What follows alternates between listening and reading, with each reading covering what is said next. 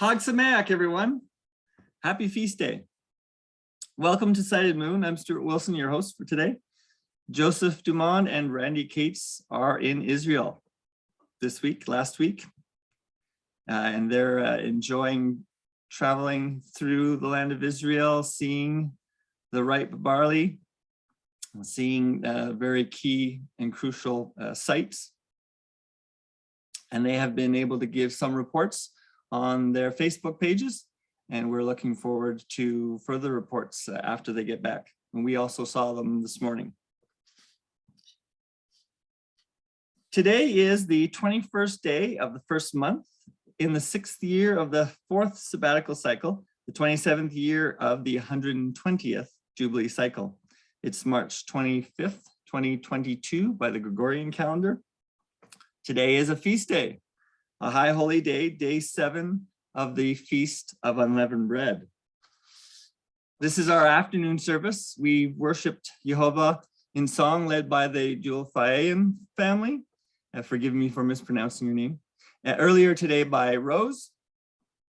We've prayed through a set of afternoon prayers led by Sombra, and we've received the Aaronic blessing from Sarkis. If you're seeing this during the week on video, we will be pleased if you would join us live. Please subscribe to the sightedmoon.com newsletter for times and for our Zoom coordinates. We will be reading through the feast day Torah passages, and they are Exodus 13, verses 17, all the way to chapter 15, verse 27, Numbers 28, verses 19 to 25. We will be reading Hosea chapter 11, Revelations 15, verses 1 to 4, and 1 Corinthians chapter 10, verses 1 to 14. We have 3 readers today, and we will stop after each reader and for discussion and for a midrash. And so remember to jot down some notes and some questions, and be sure to raise your hand in the participants section. Actually, in the reaction section, sorry, at the bottom of your screen. And I think that's it to get us started. Kurt is our first reader, and he will also open in prayer. Thank you, Kurt. Jehovah, Father, Creator, Giver of life, and King of the universe, we give thanks to you for all the blessings you pour out on us and the many gifts. We thank you for this gathering of people. We thank you for giving us greater understanding each time we meet and each time we get together to talk about your word. There's more that comes out, and that we realize our shortcomings. We think we're doing good, and we get rid of a bunch, and there's another one lurking around the corner. We ask that you strengthen us in our realization of that and help us to overcome, help us to drop every single grain of sand that you want us to get rid of out of our pockets, and help us to overcome this. And we rejoice in the fact that you're leading us out, Father, and we thank you for that. We look to you for our lead, our leader, and our rear guard. We place this service into your hands now and ask that you inspire us and inspire the hearers to pick up on things, and that we can discuss them.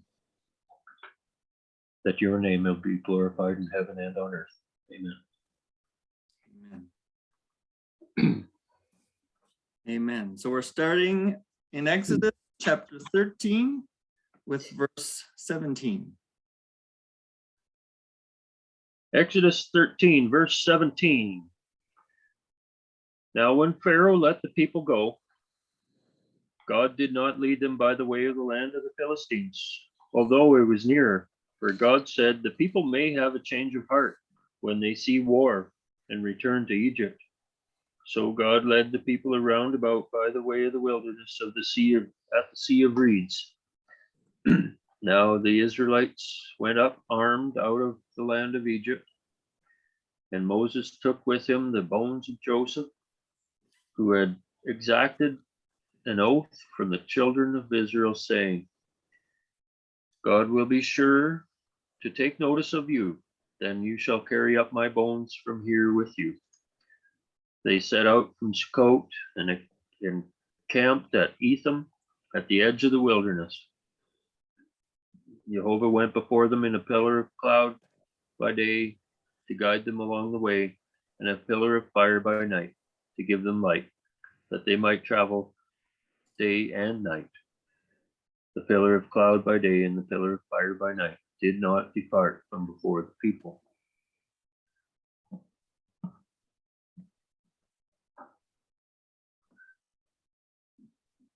That's chapter 13.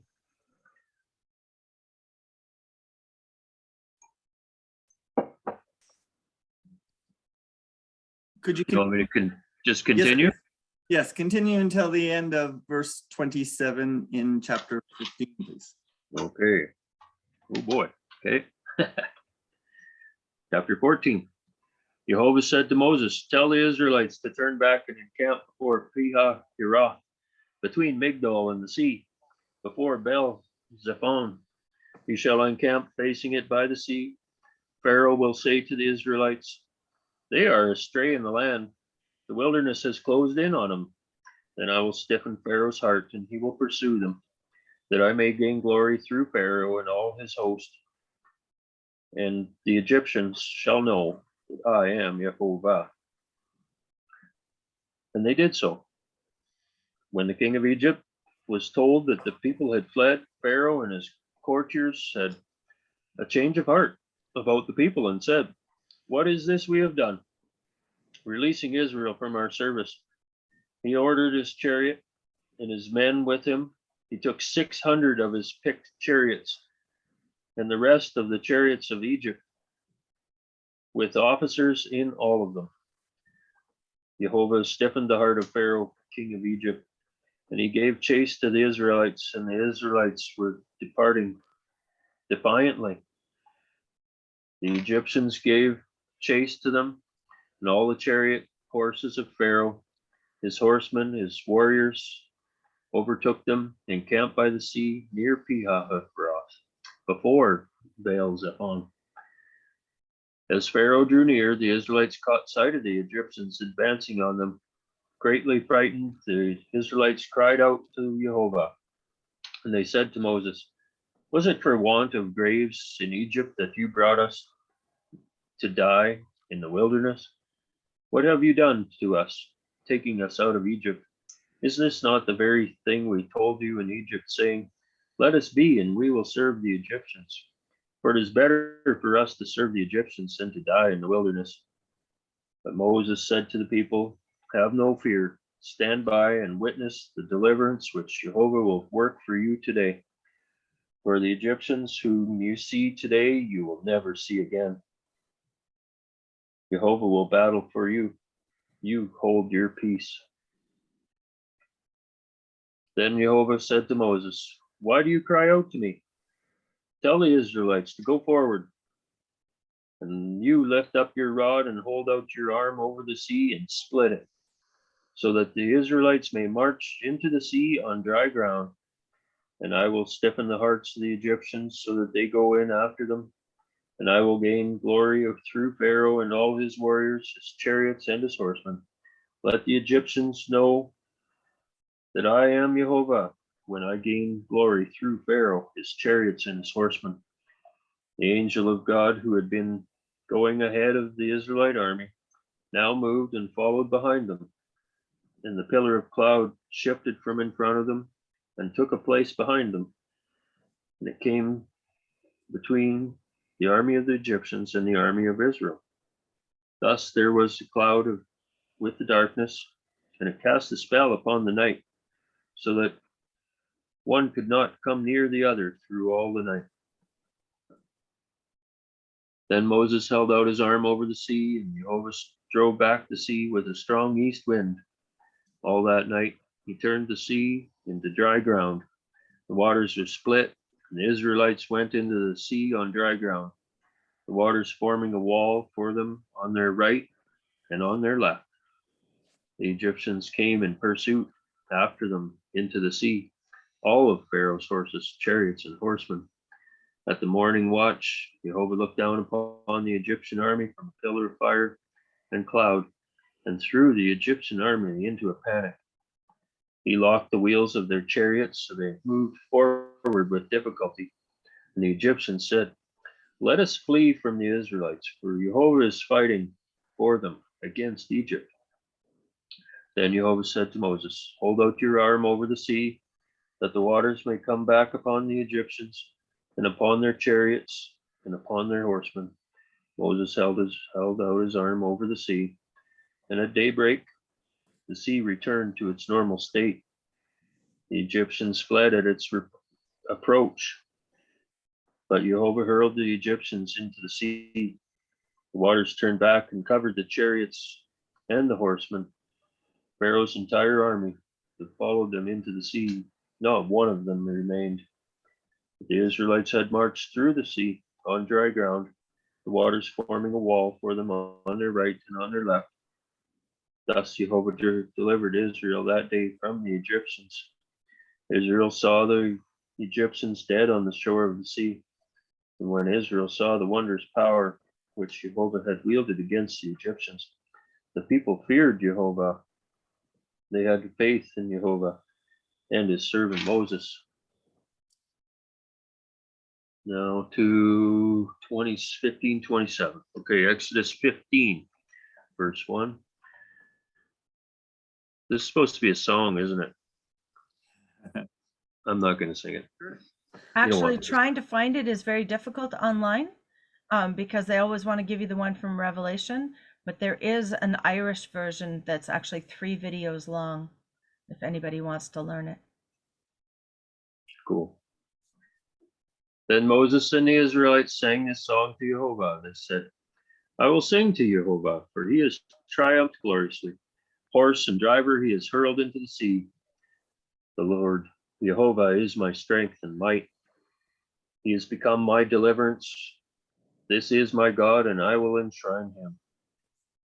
The God of my father, and I will exalt him. Jehovah, the warrior, Jehovah is his name. Pharaoh's chariots and his army he is cast into the sea, and the pick of his officers are drowned in the sea of reeds. The deeps covered them. They went down into the depths like a stone. Your right hand, O Jehovah, glorious in power. Your right hand, O Jehovah, shatters the foe. In your great triumph, you break your opponents. You send forth your fury. It consumes them like straw. At the blast of your nostrils, the waters piled up. The floods stood straight like a wall. The deeps froze in the heart of the sea. The foe said, "I will pursue, I will overtake, I will divide the spoil. My desire shall have its fill of them. I will bear my sword. My hand shall subdue them. You shall make your wind blow. The sea covered them. They sank like lead into the majestic waters. Who is like you, O Jehovah, among the celestials? Who is like you, majestic in holiness, awesome in splendor, working wonders? You put out your right hand, the earth swallowed them. In your love, you lead your people. You led the people you redeemed. In your strength, you guide them to your holy abode. The peoples hear, they tremble. Agony grips the dwellers in Philistia. Now are the clans of Edom dismayed. The tribes of Moab, trembling grips them. All the dwellers in Canaan are aghast. Terror and dread descend upon them. Through the might of your arm, they are still as stone. Till your people cross over, O Jehovah, till your people cross over, till your people cross whom you have ransomed. You will bring them and plant them in your own mountain. The place you made to dwell in, O Jehovah. The sanctuary, O Jehovah, which your hands established. Jehovah will reign forever and ever. For the horses of Pharaoh with his chariots and horsemen went into the sea, and Jehovah turned back on them the waters of the sea. But the Israelites marched on dry ground in the midst of the sea. Then Miriam, the prophetess, Aaron's sister, took a timbrel in her hand, and all the women went out after her in dance with timbrels, and Miriam chanted for them. Sing to Jehovah, for he has triumphed gloriously. Horse and driver he is hurled into the sea. Then Moses caused Israel to set out from the Sea of Reeds. They went on into the wilderness of Shur. They traveled 3 days in the wilderness and found no water. They came to Marah, but they could not drink the water of Marah because it was bitter. That is why it is named Marah. And the people grumbled against Moses, saying, "What shall we drink?" So he cried out to Jehovah, and Jehovah showed him a piece of wood. He threw it into the water, and the water became sweet. There he made them a fixed rule, and there he put them to the test. He said, "If you will heed Jehovah, your God, diligently, doing what is upright in his sight, giving ear to his commandments, and keeping all his laws, then I will not bring upon you any of the diseases that I brought upon the Egyptians. For I, Jehovah, am your healer."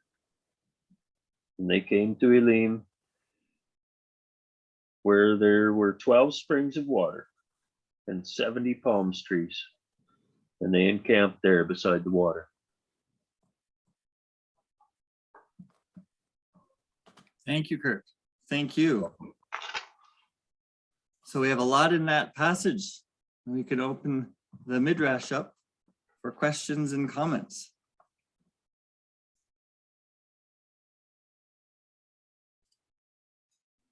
Kurt paused just before he said that verse 21 about Miriam sang, because I was going to turn my mic on and sing Mika Moka Baelim Yehovah Mika Moka Nedar Bakodesh Nora Tehilot O Sefele O Sefele. And that's where it comes from. Now, I don't know exactly where it comes from, but the next, like if I were to keep on reading in the Siddur, I think it says exactly that the horse and rider turned into the sea, this part of the next song. It comes from there.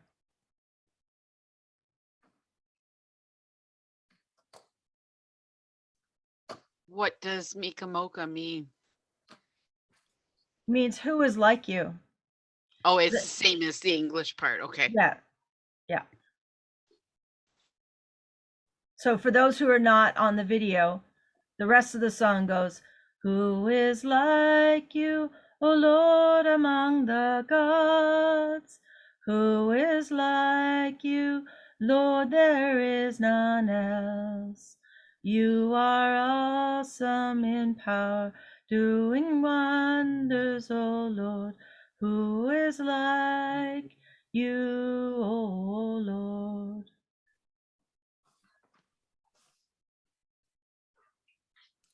So at the end of that reading, we have the water at Marah being bitter. And people call out, and Jehovah directs Moses to a tree or to a piece of wood, depending on the translation. And it is put in the water, and the water becomes sweet. And right after that, Jehovah says that he'd be our healer if we heed his call.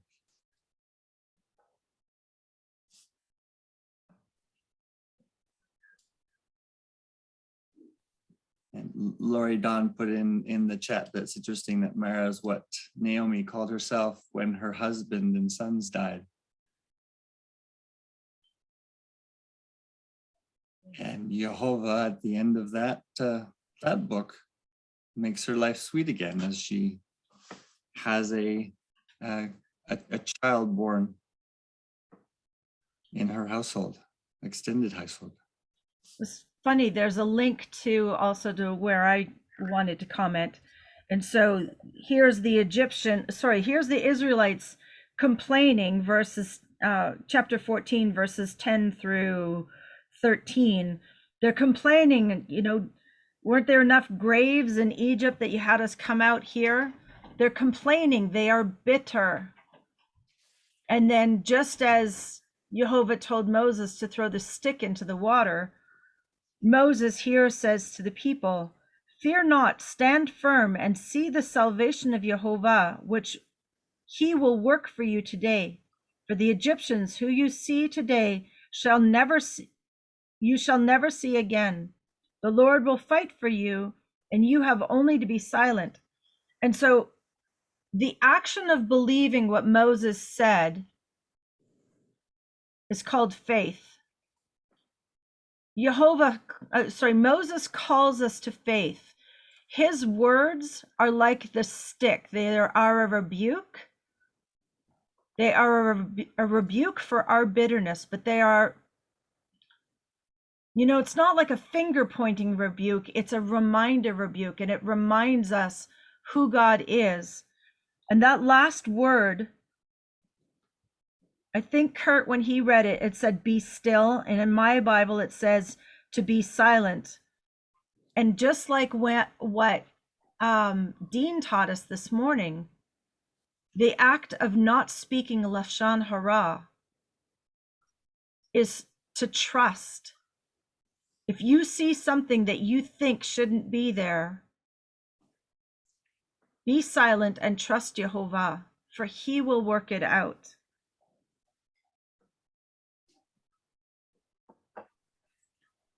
We have a hand up from Patty in Iowa.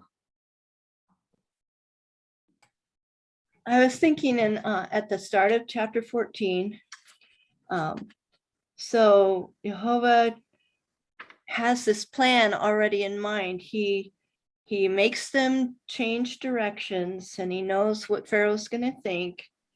And basically that draws Pharaoh into following after them.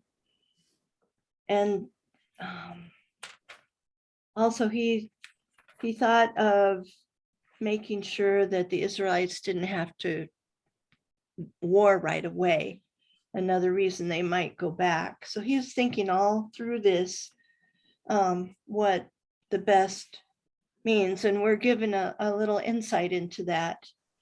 And then in chapter 15 and verse 14, how all the inhabitants in Philistia, the chiefs of Edom, the mighty men of Moab, the inhabitants of Canaan, they're all, this impacted all of them, and they were full of fear and dread just by the miracle. Just seems, we know God, God knows what he's doing, but here we get a little insight into some of the reasons why and how it worked. Yeah, we see Jehovah acting with a mighty hand to show all the nations. That's like prophecy in this song too, because it's not until we actually get to Jericho that we find out that the people in Jericho actually know what happened at this sea, that the sea parted, and we find out that the people are trembling because they realize what Jehovah has done. And all the peoples on the way up. We're trembling. The word got out. It spread. Well, maybe it's like at Mount Sinai when Jehovah's voice got heard over the whole world, but only Israel responded. Maybe the whole world heard what happened at the sea.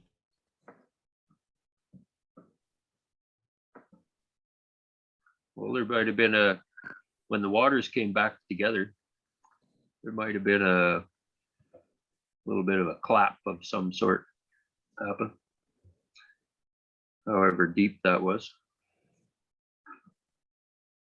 Glenn. Yeah, I just find it strange that after seeing an unprecedented event by God, with the parting of the sea, frozen ground, all of that, that they would have any bitterness on the other side. That's what blows my mind. And it continues as we go forward in reading that. They're bitter and they're angry and they're wishing, I don't know if wishing is the right word, but they feel they would be better off in Egypt than where they are. They're free now. They're free. As soon as the water smashed on their oppressors, they were free to do whatever. And all they had to do was follow Jehovah. And he's not going to let them die in the desert. He's not going to let them starve to death in the desert. And I think if they had a better attitude, a different attitude, they probably would have fared better, at least in relationship with Jehovah. But it just seems like every step of the way, there, woe is me every time you turn around. And I try to put myself in their position and I'm like, how can you be that way? How can you be upset and look at the future? Your future is wide open.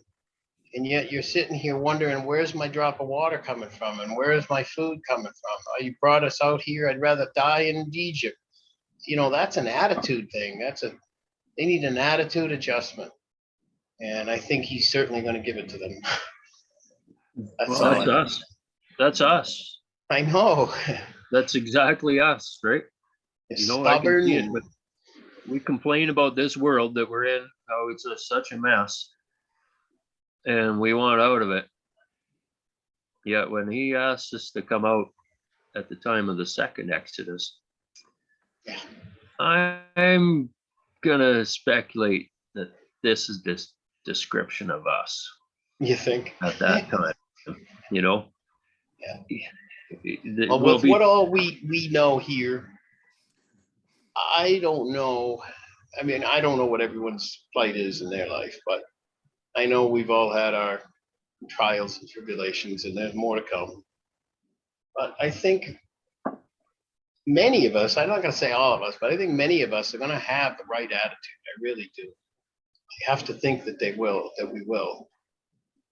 Because right now I'm like, every day I feel the same way. I'm like, thanks for another day. Thanks for this breath. Thanks for the food. Thanks for the house. Thanks for the warmth. Where I could be in other positions, like I could be in Ukraine suffering right now. I could be in any part of the world, no food, drying up. You know, there's so many blessings that are in front of us and around us, and we choose to be miserable. And I just don't see how that's possible.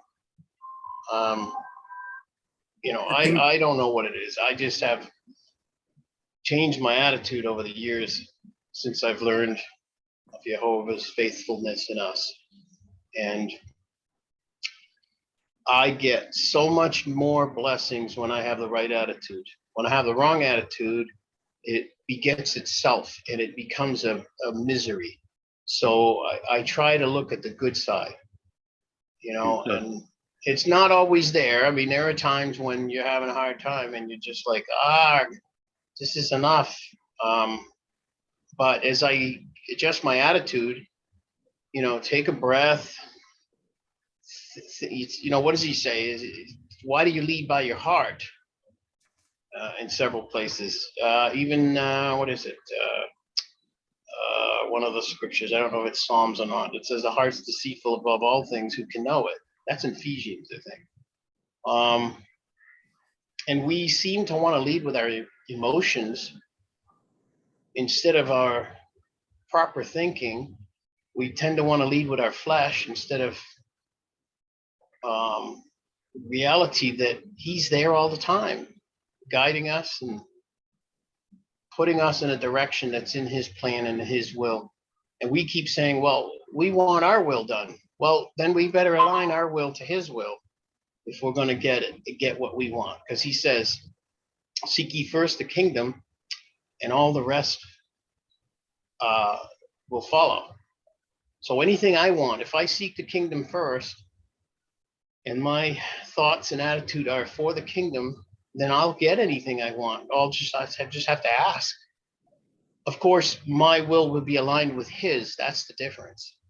I won't be looking for my own physical, gratification. It'll be for his purpose, his will. And I can see, why the Exodus happened the way it is, and he knew what he was doing, obviously. And there'll be another one, and eventually we will be perfected. That's his plan. So I yield to that. Thank you. I think you're Thank talking you. about shalom, Glenn. Exactly. That's exactly what the whole purpose is. For us to have peace and tranquility and know, what does he say? He says, I gave him my Torah, and if they will live in it, they will have peace. I mean, I'm obviously not saying it the right way, but the result of doing his will is peace. Absolutely. And I do feel it now more than ever. And I still have a long way to go, but I know what I need to do. And it is like we talked earlier with the presentation earlier, was that we align our thoughts with his. And if we do that, then you have peace. Thank you. Thank you. And besides the Israelites, when they came out of Egypt, there were other multitudes of people. And they all were soaked in Egyptian thinking. And now when they are in the desert, they need to learn who this Jehovah is. It's not like Egyptian idols who are mute and angry, but he's a Elohim who wants to communicate, and he wants to be in covenant. So it's totally different from what the mentality, the approach they had in Egypt. And they are learning like baby steps. And the discipline has to be on the spot. So every year at Unleavened Bread Festival, we look again and again at the Exodus story. Because indeed it's about us, and it's for us to learn who this Jehovah is, who is loving, and he wants to talk, and he wants to be in covenant, and wants to be close and intimate, not like the Egyptian idols. So indeed, it's about us, and we have to look at it again and again every year. And it's awesome how he has patience and loving and forgiveness toward us when we want to be in covenant with him and to learn who he is. Yes, Rebecca, thank you. Patty. Well, I was thinking, how many days can we survive without water? Is that 3 days or is that 4 days? I think God is going to test us as well. I wouldn't be surprised if we actually have to experience some famine from the US. And looking ahead, Jesus, how long did he fast from food? But as believers, we will have faith to hold on to during that time, whereas everyone who is tested along whatever test we get may succumb to fear so much more readily than we might. Just a thought. Thank you, Patty. Scott or Shauna? Oh, this is Scott. Jehovah hardened Pharaoh's heart, and yet you have this lack of trust by Israel. Jehovah didn't harden their hearts. They came upon this by themselves. And I'm just thinking of the next Exodus. We shouldn't be hardening our heart against the troubles and the trials that will be coming. Anyway, that's kind of just a thought that came to mind there. Thank you, Scott. Sombra.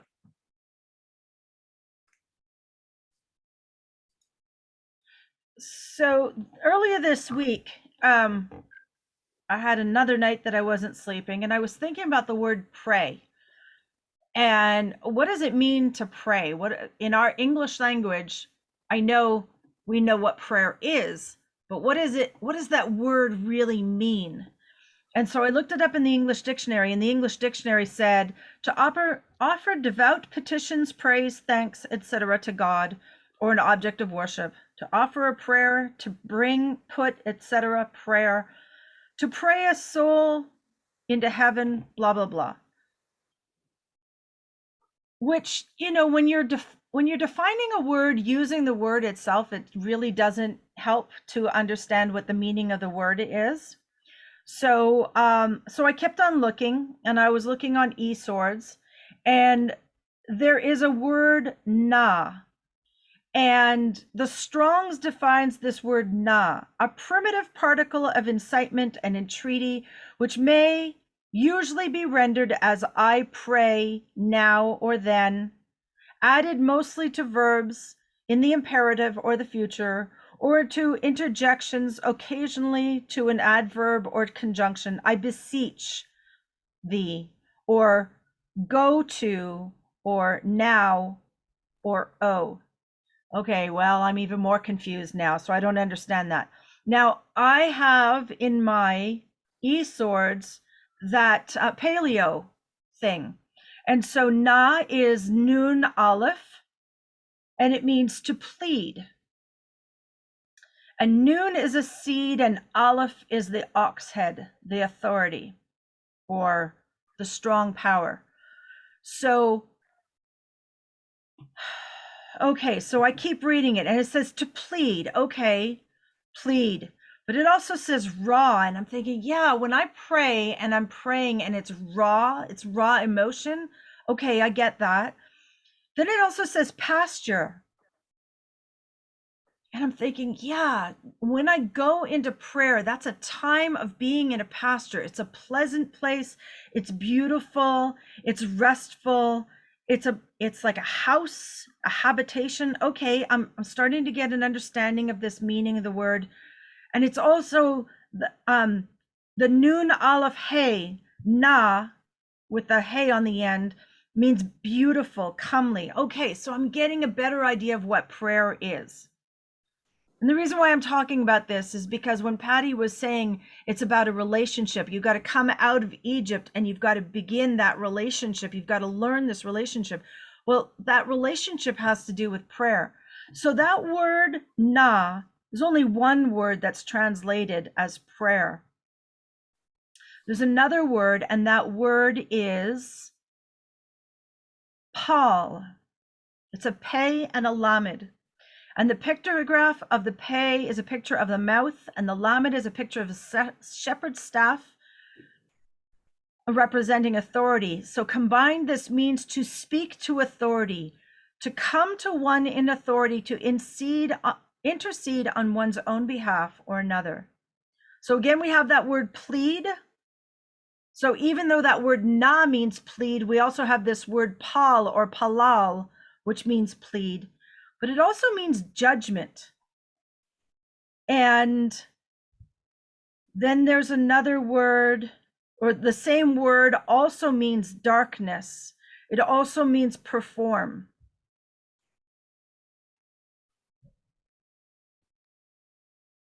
And so then if you look at the Strongs of this word palal means to judge, by extension, to intercede, to pray, to entreat, judge, judgment, make a prayer, or make a supplication. Okay, so now I'm starting to understand this a little bit. If I come to Jehovah on behalf of somebody else and I'm pleading for something, that's prayer. If I see this person's situation and I see how that situation needs to change, and I make a judgment on it, and I can come to Jehovah and I can speak that judgment, and I can say, this person needs this in their life. That's prayer. But there's also this concept of sometimes I see a person's situation and I have no idea how Jehovah is going to work this out. I'm standing at the edge of the sea. How are we going to get there? How is the greater Exodus? How are we all going to get back to Jerusalem? I have no idea. So all I can do is come and put it before him. I can speak this situation and say, I leave it at your feet because I don't know how. But then there's this other part of prayer. And if you come to prayer and you come and you bring your petitions to him, but then if you sit silently, he will speak and you will get the answers. And that's the beautiful part of that pasture picture. If I just sit, be still and know, if I just sit in that pasture and I just trust, I'm standing at the edge of the Red Sea and I have no idea how we're going to get through this. If I just wait on him, he will give us the answers. And so this whole study on prayer this last week has been really, really good. Because like Patty says, we can come out of Egypt, but until we actually get to that point where we're actually praying and we're speaking to him and we're pleading to him and we're making judgments and we're raw before him and we're sitting in that pasture, it's just like dead works. We actually have to engage in that relationship. We have to participate. It's like this concept of Minka. Yes, I'm bringing the wheat. Yes, he created the wheat, but I had to grind it myself. I had to make it into flour and I had to make it into a cake so that I can engage in that conversation, the meal offering with him. Anyhow, that's just where I was at this week.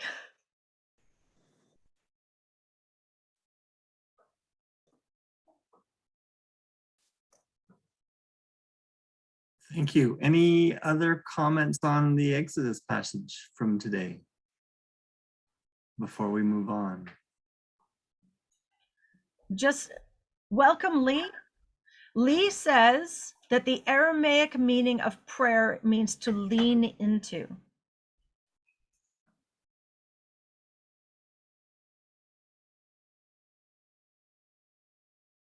Thank you, Lee. Thank you.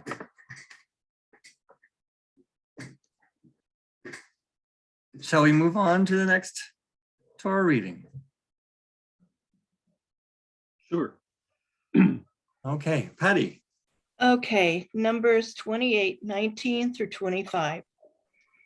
And you shall bring near an offering made by fire as an ascending offering to Jehovah, 2 young bulls and 1 ram, and 7 lambs a year old, perfect ones they are for you, and their grain offering, fine flour mixed with oil. Prepare 3/10 of an ephah for a bull and 2/10 for a ram. Prepare 1/10 of an ephah for each of the 7 lambs, and 1 goat as a sin offering to make atonement for you. Prepare these besides the ascending offering of the morning, which is for a continual ascending offering. According to these, you are to prepare the food of the offering made by fire daily for 7 days as a sweet fragrance to Jehovah. It is prepared besides the continual ascending offering and its drink offering. And on the 7th day, you shall have a set apart gathering. You do no servile work. And then Hosea chapter 11. When Yisrael was a child, I left him, and out of Mitzrayim I called my son. They called to him, so they went from their face. They slaughtered to the Baals and burned incense to the carved images. And I taught Ephraim to walk, taking them by their arms, but they did not know that I healed them. I drew them with ropes of man, with cords of love, and I was to them as those who take the yoke from their neck. And I bent down, fed them. No, let him return to the land of Mitzrayim and let Ashur be his sovereign, because they refused to repent. And the sword shall whirl in his cities, and it shall demolish his gate bars and consume because of their own counsels. My people are bent towards backsliding from me. Though they call to the one above, none of them exalt him. How could I give you up, Ephraim? How could I hand you over, Israel? How could I make you like Admah? How could I set you like Zeboim? My heart turns within me. All my compassion is kindled. I shall not let the heat of my wrath burn. I shall not turn to destroy Ephraim, for I am El and not man, the set apart one in your midst, and I shall not come in enmity. Let them follow Jehovah. Like a lion he roars. When he roars, then the suns shall tremble from the west. They shall tremble like a bird from Mitzrayim, and like a dove from the land of Ashur. And I shall let them dwell in their own houses, declared Jehovah. Ephraim has surrounded me with lying, and the house of Israel with deceit. But Yehuda is still wandering with El, and is true to the set apart one. Okay. That's a powerful ending. Comments on that and its relationship to our other Torah portions for today, this feast day and the seventh day.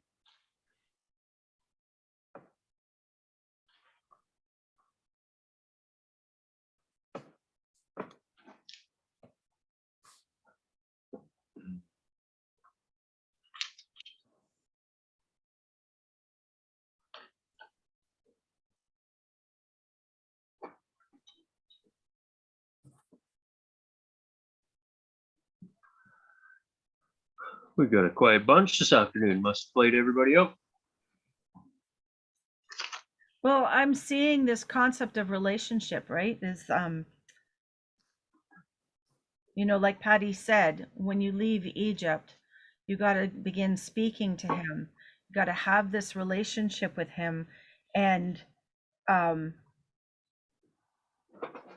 at the end of 11, where it's talking about Judah still walks with God and is faithful to the Holy One, even though Ephraim has surrounded me with the lies and the house of deceit.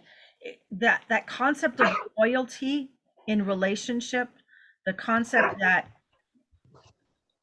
of building trust, of building intimacy, and I really think that's what this day is about, right? Is this seventh day of unleavened bread. It's the recognition that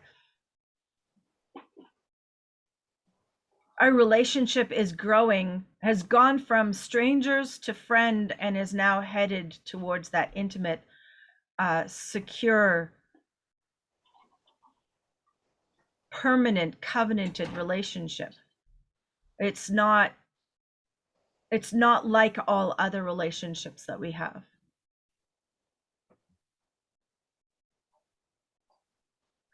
Can we draw any parallels between the 3 days that it took for Israel to be bitter and the fact that Ephraim, even though they were called out of Egypt, they had their challenges and walked away from Jehovah and became subject to the Assyrians?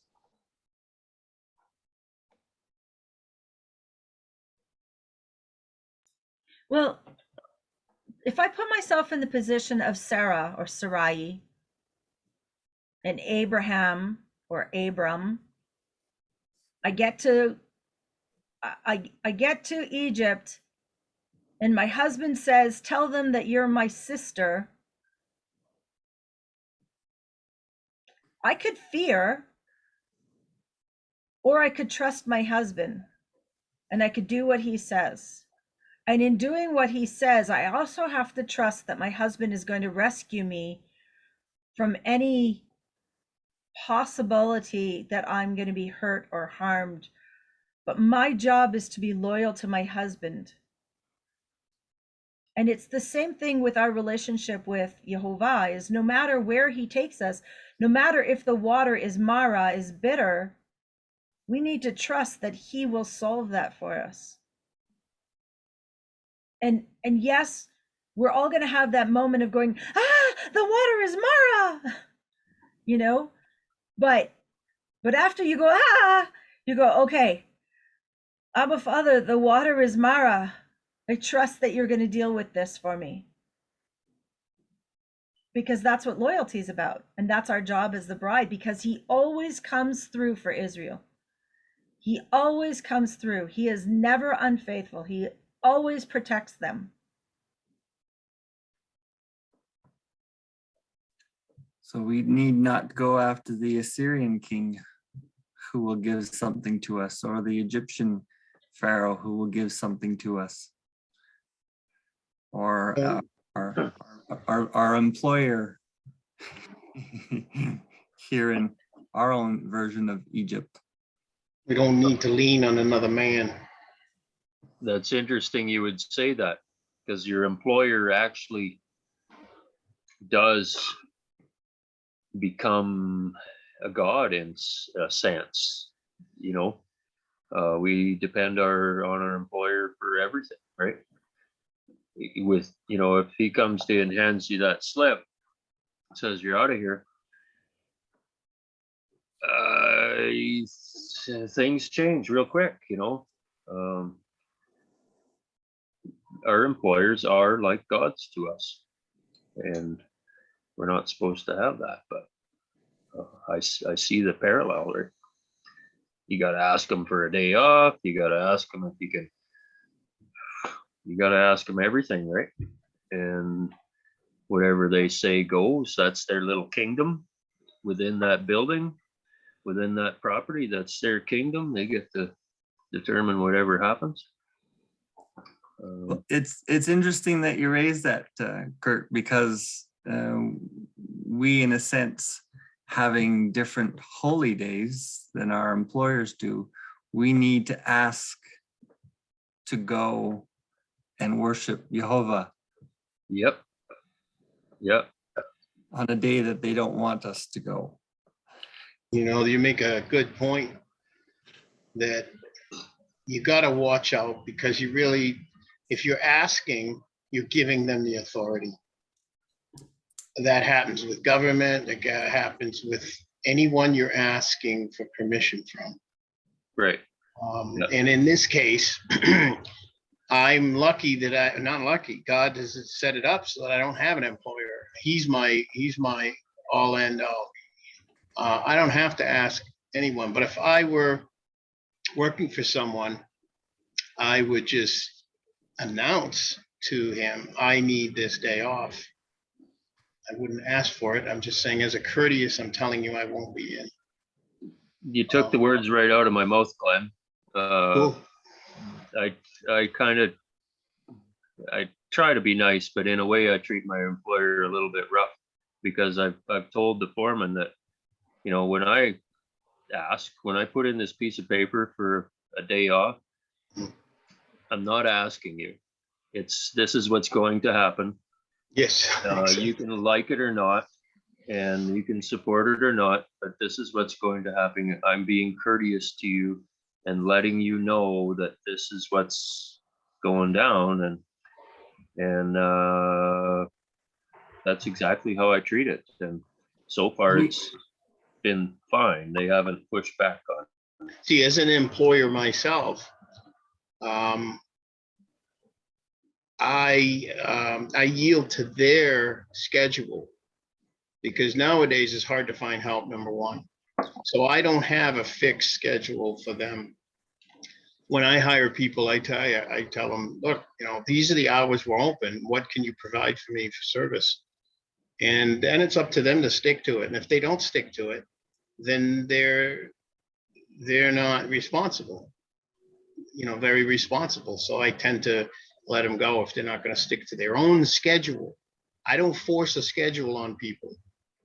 because I can work around it. I'm not a factory that has to be producing so much. It just gets done no matter what. But, you know, I tend to, I don't want to say yield, but I allow them. I don't want to say allow either, because I'm not a tyrant. I'm a human being, and I understand that they have a life.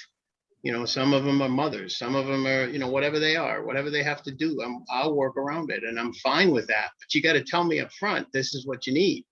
And if you don't tell me up front and you tell me the day that you want to leave or you want to get out early, well then, geez, you know, that's really a hard thing to deal with. You do that 1 or 2 more times and you're not going to be around long, because I need to manage as a boss. And I think that's what this is about. The boss needs to manage his crew and get the production done by his authorities. And if you have the help not just running around doing whatever they want, well, there's a problem. But if you're abreast of it ahead of time, you can deal with it. So I would approach any boss or whatever, preferably when you first start the job, you say, every Sabbath I don't work. There are whole, you know, you tell them ahead of time so that they can work around it. And if they don't want to do that, then you may not have a job. So, and Yah is providing the job. So I'm not concerned that man who's running this business is really my authority. He isn't. Same thing goes with the state. I'm dealing with getting licenses for my nursery. It's cheap, but I have to go and ask them for a license to operate my nursery. Well, I'm pushing back, and I've told them I'm not going to. Well, now they find me. Well, I have steps I have to do to push it back. We'll see what happens. But I'm not going to let them be my authority. My authority in my head is Jehovah. And it's going to remain that way now that I know what I know through this walk. And a lot of people admire that. That many people will say, you know, oh, why are you closed on Saturday? Are you Jewish? And I explain it. And they like that. When I'm done, they go, I really admire that your stick-to-itiveness to your worship. And they admire it. They don't do anything about it for themselves, but they admire it. So I'll yield at that. Thanks. Thank you, Glenn. Scott or Shauna? Hey, Glenn, is your business open today or No, not open today. Not open Saturdays, any of the holy days. And it's a nursery garden center. So typically Saturdays is the busiest day of the week. Right. Or was for me. So do you give like notice? Do you post signs? Do you do or people It's on my website. It's on every advertising I do has my hours, and Saturdays are closed. With regards to the feast days, I can't really tell them because we don't know until first of the year is determined for the spring feast, and then the fall feast. Trumpets is pulled out of the hat whenever it happens. I only have 1 day's notice, so I can't really warn them. I just put a sign up if they were closed the holy day. Great. Well, I just wanted to get a perspective as an employer how you're handling that. That's great. I also must say that I try to pay people by salary instead of hourly, unless it's just a labor thing or a seasonal thing, because I'm not gonna. And my wife mentioned this. They're here to work to make some money, and if I go throw it off with my holy days, then they're at a disadvantage. So I will pay them through the holy day. In other words, it's salary. It's not like I'm paying them for the holy day. They get a salary so they can get a check and rely on that check without my schedule, and that works pretty good. So we here in Canada and the United States, and likely several other industrial countries, benefit from the fact that earlier generations fought very hard to allow for religious observance, and so those take holy days are enshrined in our labor laws, at least here in Canada. So if you provide the rationale and the right days, you provide them in advance, they're required to give you those days. Of course, if an employer fires you because of that, you could take that to the labor board here in Canada. People that came before us fought very hard to get those rights, and that's not true in many other nations. Yeah, it's the same here in the US.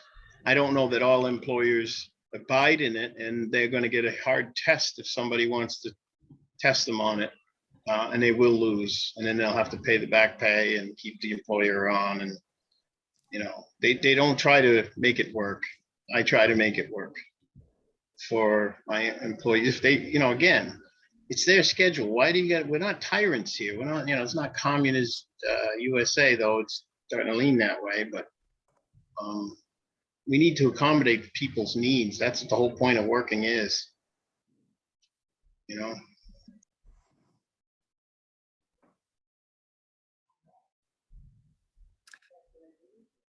Any other comments about Hosea or even our passage from Numbers? I just wanted to, you know, notice that the offerings are interesting. You know how we want to pray at 9 and 3. That's the first offering of the lamb, and then the last offering of the lambs at 3. The 2 lambs. I mean, there's other sacrifices, but notice there's a morning and an afternoon, and now he wants the bullocks of our lips, which is our sacrifice, which is prayer. So we talked about prayer in the previous one. It looks like prayer is what he wants, and he started with them with the sacrifices, which kept showing them that they had sinned, and the blood is what remedies the sin. And that was with animals until Yeshua came, and now it's permanent redemption for those who will obey. I just wanted to point that out. It said the morning and evening, so it was interesting. And it's good that we're all here today, because Numbers 28:25 says, on the 7th day you shall have a holy convocation. You shall do no laboring work. Today is our 7th day. And we're enjoying a day off from work. We're all here. Yes.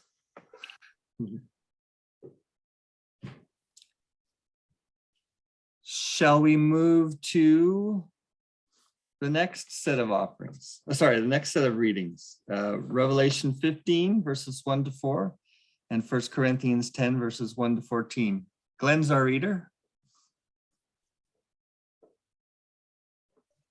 Okay, give me 1 second to get set up here. Okay, can you repeat to me what I was reading? Revelation chapter 15 verses 1 to 4. Okay. And when you're done that, I can repeat the second passage. Sure, thank you. So Revelation 15:1. And I saw another sign in heaven, great and marvelous, 7 angels with the 7 last plagues, for in them is filled up the wrath of God. And I saw, as it were, a sea of glass mingled with fire, and those who had gotten the victory over the beast, and over his image, and over his mark, and over the number of his name, stand on the sea of glass, having the harps of God. And they sing the song of Moses, the servant of God, and the song of the Lamb, saying, great and marvelous are your works, Lord God Almighty. Just and true are your ways, O kings, O King of saints. Who shall not fear you, O Lord, and glorify your name? For you only are holy. For all nations shall come and worship before you, for your righteousnesses were made known. And after these things I looked, and behold, the temple of the tabernacle of the testimony was opened in heaven.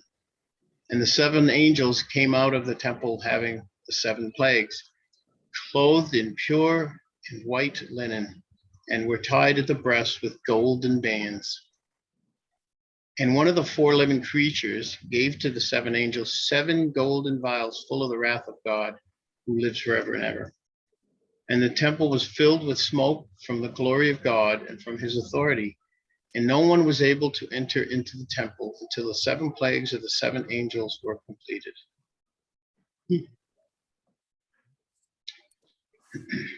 And the next reading is 1 Corinthians chapter 10. Okay. All right. 1 to 14. Very good, thanks. 1 Corinthians 10:1. And brothers, I do not want you to be ignorant that all our fathers were under the cloud, and all passed through the sea. And all were baptized in Moses in the cloud and in the sea. And all ate the same spiritual food, and all drank the same spiritual drink. For they drank of the spiritual rock that followed them, and that rock was Christ. But with many of them God was not well pleased, for they were scattered in the wilderness. And these things were our examples, that we should not be lusters after evil, as they also lusted. Nor should we be idolaters, even as some of them, as it is written, the people sat down to eat and drink and rose up to play. Nor let us commit fornications, as some of them fornicated, and 23,000 fell in one day. Nor let us tempt Christ, as some of them also tempted him, and were destroyed by serpents. Nor murmur, as some of them also murmured, and were destroyed by the destroyer. And all these things happened to them as examples, and it is written for our warning, on whom the ends of the world have come. So let him who thinks he stands take heed lest he fall. No temptation has taken you, but what is common to man, but God is faithful, who will not allow you to be tempted above what you are able. But with the temptation also will make a way of escape, so that you may be able to bear it. Therefore, my dearly beloved, flee from idolatry. I speak as to wise men, you judge what I say. The cup of blessing which we bless, is it not the communion of the blood of Christ? The bread which we break, is it not the communion of the body of Christ? For we, the many, are one bread and one body, for we are all partakers of that one bread. Behold, Israel after the flesh. Are not those who eat of the sacrifices also partakers of the altar? What then do I say? That the idol is anything, or that an idolatrous sacrifice is anything? But I say that the things which the nations sacrifice, they sacrifice to demons and not to God. And I do not desire that you should have fellowship with demons. You cannot drink of the cup of the Lord and the cup of demons. You cannot be partakers of the Lord's table and of the table of demons. Or do we provoke the Lord to jealousy? Are we stronger than he? All these things are lawful to me, but not all things profit.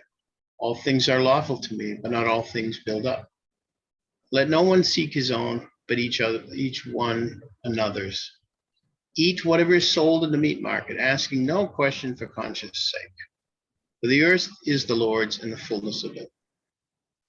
If any of those who do not believe invite you to a feast, and if you are disposed to go, eat whatever is set before you, asking no questions of conscience for conscience sake. But if anyone says to you, this is slain and sacrificed to idols, do not eat for the sake of him who showed it, and for conscience sake, for the earth is the Lord's and the fullness of it. Conscience, I say not your own, but the others. For why is my liberty judged by another's conscience? For if I, by grace, am a partaker, why am I evil spoken of for that for which I give thanks? Therefore, whether you eat or drink, or whatever you do, do all to the glory of God. Give no offense either to the Jews or to the Greeks or to the church of God, even as I please all men in all things, not seeking my own profit, but the profit of the many, so that they may be saved. That's an arm, a loaded one, huh? Good passages. So I saw Lori Don's chat just as I was also struck by verse 13. And Lori Don writes, I love it. He provides an out when we are tempted. He always offers us a choice. The Red Sea was parted at the right time, and the water was made sweet at the right time. Always in his good time. And the outcome of that choice is koinonia, is fellowship, is relationship, is communion, participation, social intercourse, intimacy. When you make the right choice, you build intimacy. When you make the wrong choice, you damage intimacy. You damage your relationship, you damage your fellowship when you choose to sin.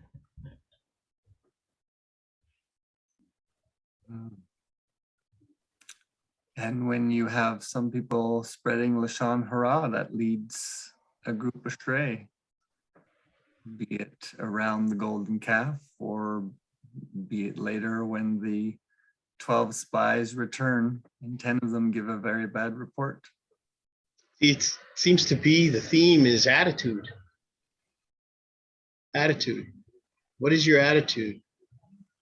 Is it for bad, for sad, for yearning, for all of those adjectives for how you are feeling in the flesh?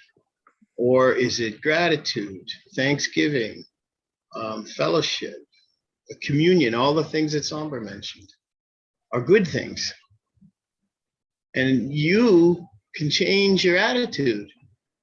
You just have to be aware of it to change it, to put things before you. What does it say? I think I put it in the chat earlier. To run all things through Christ. And if you run them through him, even if you pause for a moment with whatever action you want to say or do, is this appropriate? If you had that moment to do that before you did or said anything, and you can train yourself to do that. I've seen people to do that very well, and I admire them to be able to have that kind of control. But we are supposed to all have that. We're supposed to run our thoughts through Christ. And if we can master that, it's just like, let's see what I could call it. I don't want to call it an addiction, but when you have something that rules over you, which is also on the edge of idolatry, you need to know what triggers you to do that. And if you know your trigger, you can stop and turn it around. But if you don't recognize it, you're at the mercy of the evil one, and he'll make you do things you don't want to do and say. And that's not an easy thing to do, to run everything through his mind, Yeshua's mind, but really that's what we are supposed to do. So pause, people say, oh, you're angry. Well, take a breath, back off, go away for a moment. Yeah, those are all things you're supposed to do so you can gather your thoughts and not let your heart run. Because if you're letting your heart run, there's going to be some damage, because you're going to be angry, you're going to be upset, you're going to be hurt, you're going to be sad, you're going to be all those things that try to rule you. Some people say, well, feelings aren't wrong. Well, no, they're not, but your actions are. If they're wrong, your actions can be wrong if you don't do it the right way. So I think that's all germane to this, most of what we went through today in the study. And your feelings can be wrong too. Yeah, because you may not get enough information to have the right feeling, the proper feeling, the appropriate feeling in the moment. You might be some information missing that's making you angry, and you find out later that your friend was trying to do something good for you or whatever. Who knows, Well, and that's the problem with the wounds of our heart, right? When somebody sins against you and you get a wound because of that sin that somebody did against you, if you don't take captive that thing that that person said about you, did against you, whatever, and you let it fester, then you end up behaving like that sin that was sinned against you, and you in turn sin against another one. And when you don't take captive, you know, like you said about not getting the appropriate input. If Lori Dawn says something to me and I get offended, if I don't first go, hold on a second, this is my best friend, I'm sure she didn't mean to offend me. Exactly. Lori Dawn, what did you mean by that? And then we can have a dialogue on that, and I can come to understand, oh, that's what she meant. She didn't mean to offend me. But if I had just let it go at, excuse me, what? And I let my emotions get away with me, then I can in turn respond back to her at a later date, because I'm still carrying this wound from what I perceived that she said. And I'm going to offend her now. And so feelings aren't, and I think that's that verse that talks about the heart is deceitful. Yeah. I think that's talking about your emotions. Your emotional response is deceitful. Well, I have a good example, and I've thought about this often, is think about when Cain slew Abel, and just before that event, God asked him, geez, you know, why is your countenance? Why are you so sad? What's the matter here? Why are you upset? And God said, if you continue, then sin knocks at the door. So he's trying to tell him, look, you know, you got to find a way to deal with your issue of anger towards your brother. You got to deal with it. And, you know, and basically I can see him saying, I'm right here if you want to talk about it. But he didn't do that. It festered and it turned into sin. And I see that happening all over the place. These things, they fester in people, they're your family, your mother, your father, whatever it is, and then it blows up later into sin. So we need to get it captive and hold it before we release it, so we can know that that's the proper response that we're supposed to give.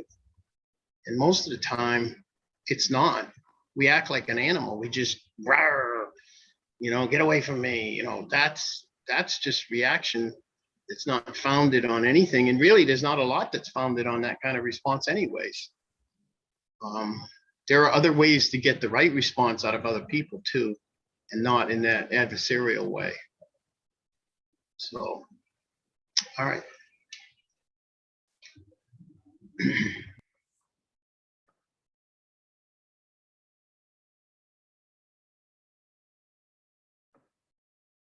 Thank you, Glenn.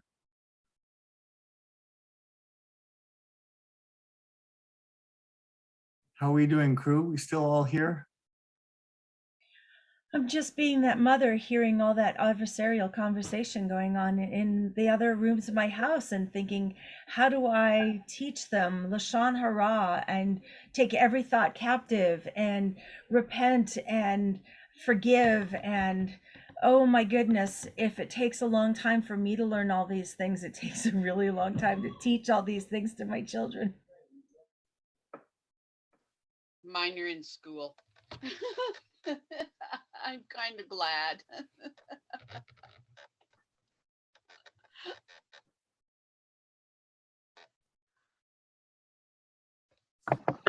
Stuart, this is Sarkis. I like to say something here. It's a very interesting, the last passage that Glenn read about, you know, if you're invited to eat food, you go eat whatever it's in front of you and don't ask questions. But later on, if you find that it's been offered to the idols, don't eat it. And here's the thing. This is such elementary discussion that the church today is still struggling with it. And I'm dealing with a lot of friends that, you know, and I asked them a question. Why would Paul say something like that? Don't eat food that's given to idol. Because everybody says, well, we don't have to keep anything except 4 things that was given in Acts 15, which is, let me read it here quickly, and that so I could quote it correctly. And what happens here is this: they forget the basics, so they become lawless, and they promote lawlessness. I'm struggling trying to explain to people the word of God is a two-edged sword. On one edge is the law shows us our shortcomings, that we are sinners, we are falling short. We cannot keep the law no matter what we do. On the other side, hold on, before I go to the other side, and so we can't keep it. And so what does the law do? It leads us to Christ, it leads us to Messiah. Why? Because we cannot please him. We cannot keep it. And as a result, a lot of people think that, oh, if we can't keep it, then so long once we come and we accept the Messiah by faith, then we don't have to keep it anymore. I mean, it's unbelievable, because the other side of the edge of the sword, what does it say? If you love me, you keep my commandments, and they are not burdensome.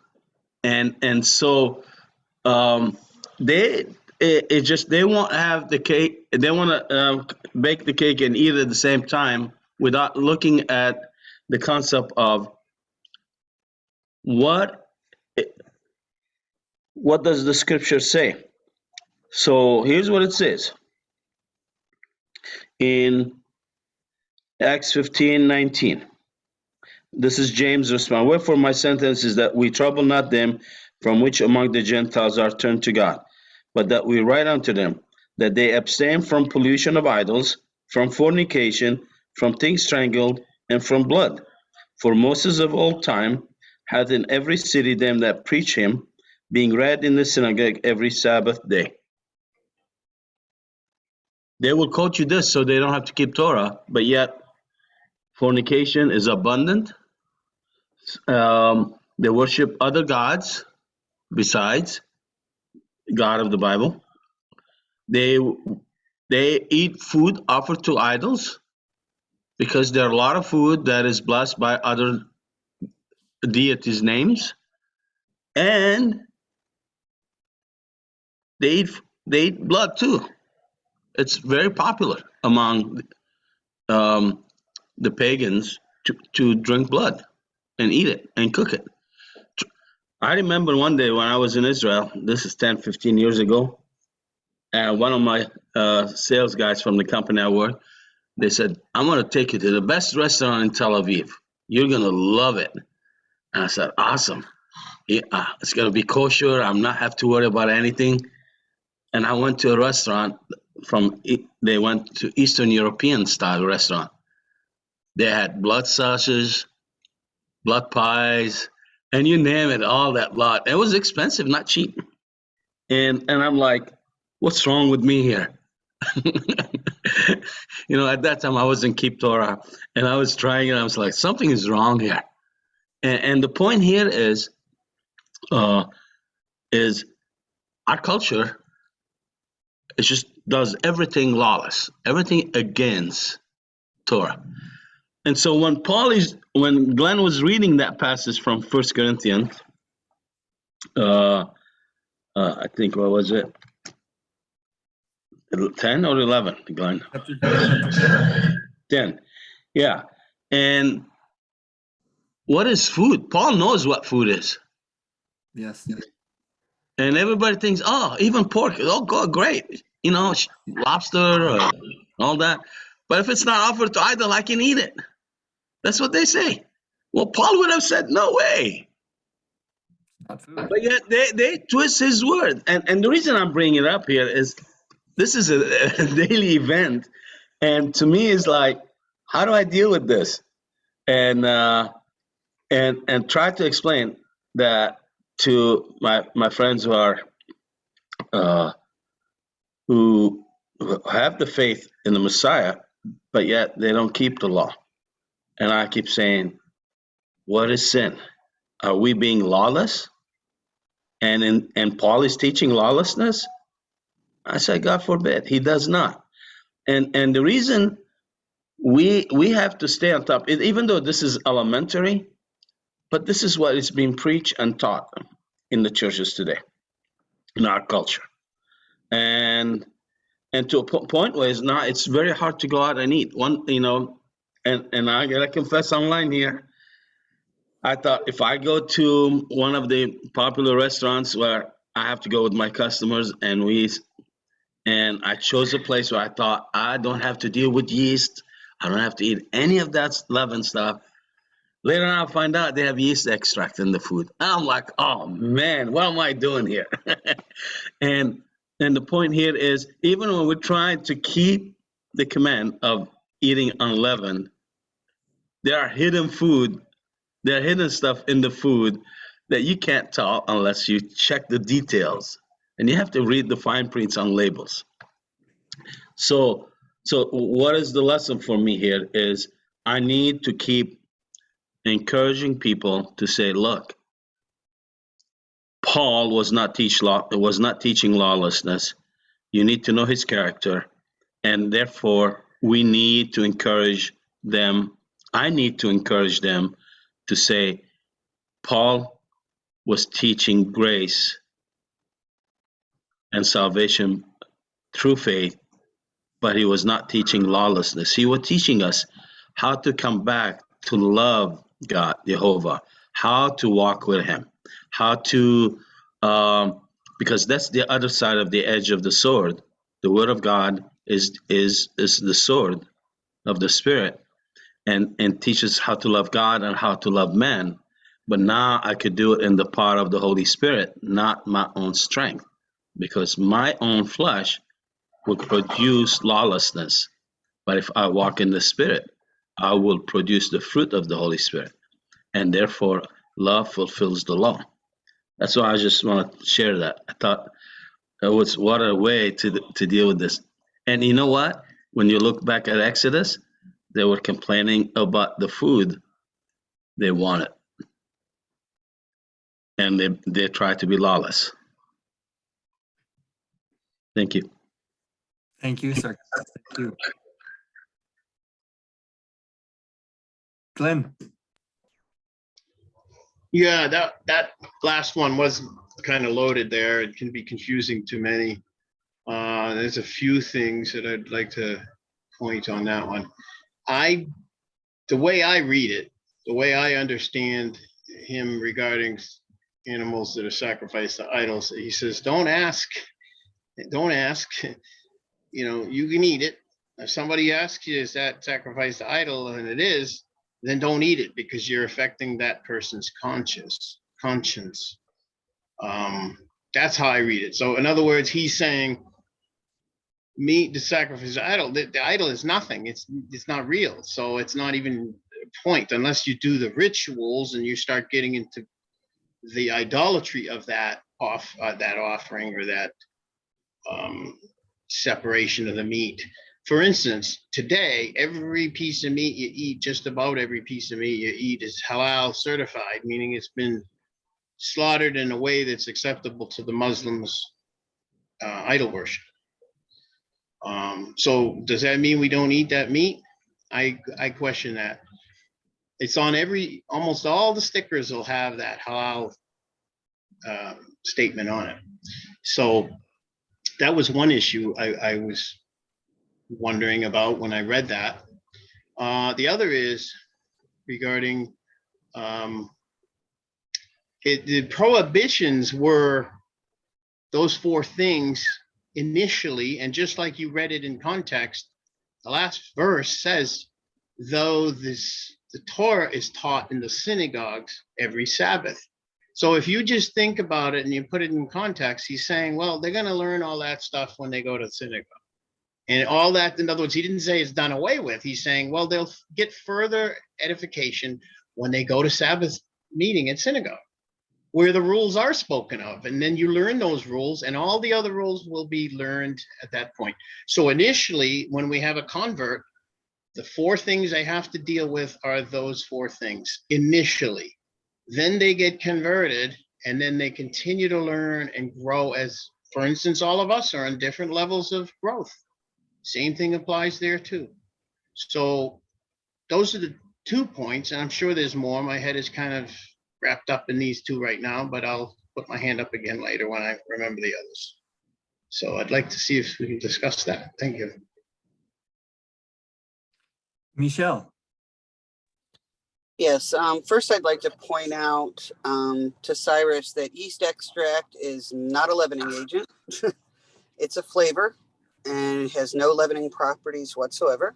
And number 2, I've studied out kosher slaughter and halal slaughter extensively, and they're both the same slaughter. It's bloodless meat. They slaughter the animal, they salt it, and they get all the blood out. So unless they say it's for some pagan holiday, I'm pretty sure that halal meat is fine. And that's it. The difference is the prayer. Because when I kosher slaughter my lambs, before I kill my lamb, I give thanks to Jehovah. They're giving thanks to Allah. So the difference is prayer. Exactly. Yeah, I believe they lay hands on the animal's head and say the prayers. That's what I understand. Okay, I don't know anything about that. I just know about the physical slaughter part. Okay, yeah. That's my understanding, is they lay their hand on it and say the prayer and slit its throat. So, yeah, I'm not real comfortable with that personally. Isn't it about, can you hear me? Yes. Okay. Isn't it about causing the person on the other end to believe in idolatry?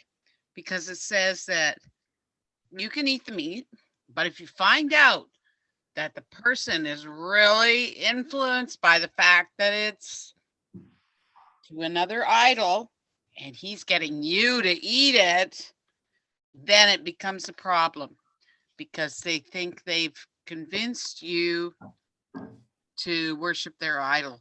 So it's only if the other person says, that's to my idol, and now I got him to eat it. I'm pretty sure that's what I heard. So it's only if you're going to cause the other person to disbelieve, to not be a believer. Glenn, I think you raised your hand early, perhaps to deal with the same issue. I also have I'm sorry. I left it up because I want to follow through with some of the answers. Okay, Sarkis?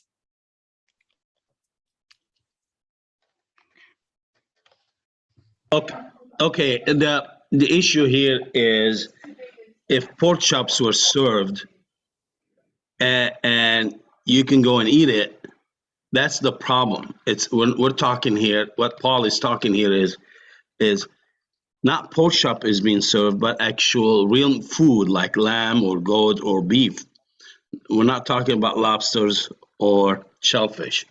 And so if a goat or a sheep or a cow is being offered to idol and you don't know it, it's okay to eat it. And by the way, I'm in agreement with Glenn. That doesn't matter, because Paul says it doesn't matter who's been offered to. But if you know it, it's for conscience sake. There are 2 issues here: my conscience and the other person's conscience. If my conscience starts to bothering me, that means I have not come to understand what I've been saved from.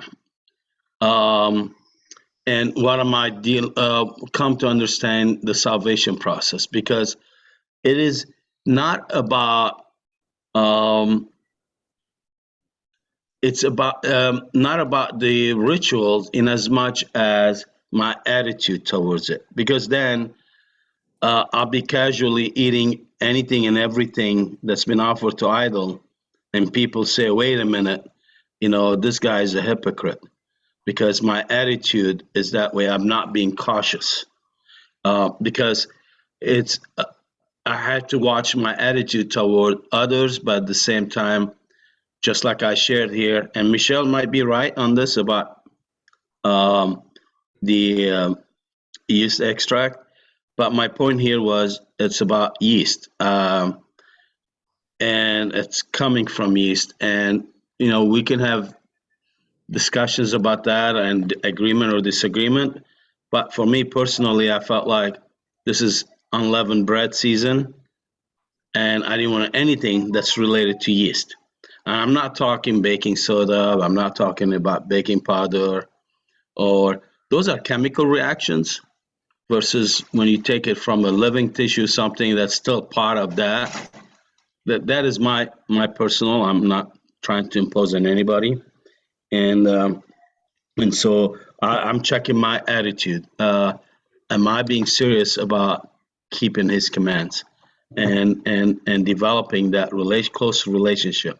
On the other hand, if I eat meat that's offered to idols in front of a person who is recognized that it's been offered to idol, now that person could change his way, his attitude toward the law. And that is what he's warning about, that things that become casual becomes permanent. And this is where we are in the church today, is we have become lawless because we said it's okay to eat it because it's been offered to idol, who cares?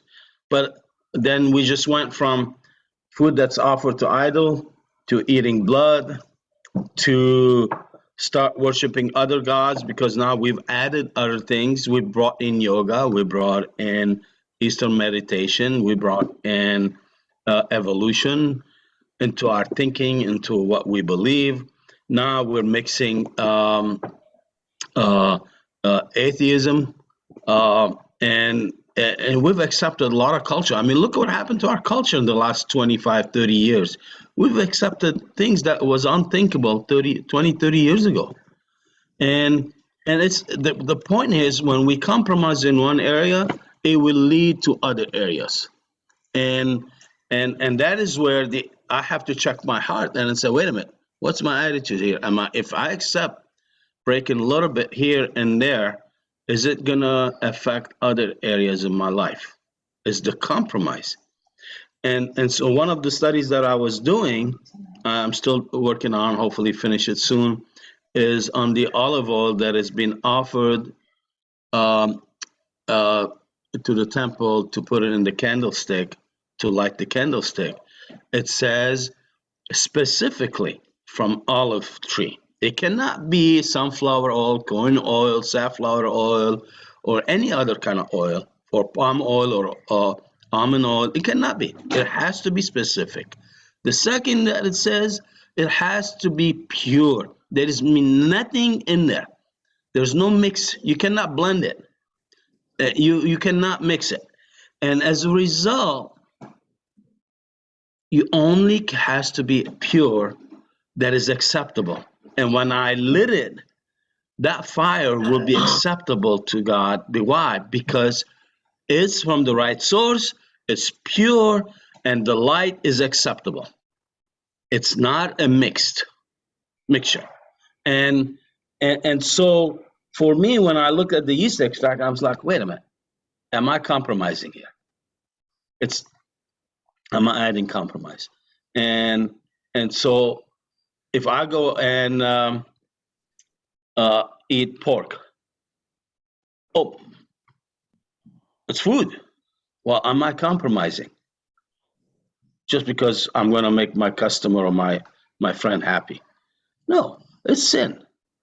Anytime we add a little bit leaven, a little bit compromise, we start compromising on not only the smaller issues, but the bigger issues of life, to a point where Jehovah, God, will not recognize us because we have become a mixture.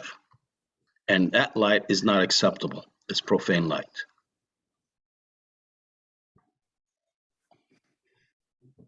Thank you, Sarkis. Michelle? Okay, I'm going to preface this by saying, no, I don't worship Allah. And other people aren't encouraged to worship Allah. But what I do want to say is that I lived in Muslim countries for 3.5 years, and I have read the Quran. The Quran, the word Allah means Elohim in Hebrew. And if you look back at Abraham, both his sons worshiped the same God. Ishmael came from Abraham, and Jacob came from Abraham. And if you continue down the Ishmael line, he is a donkey against his brothers. However, if you go look, there are 12 princes of God promises, or Jehovah promises, 12 princes of Ishmael and 12 princes of Jacob. So it's very biblical that his two sons did worship the same God.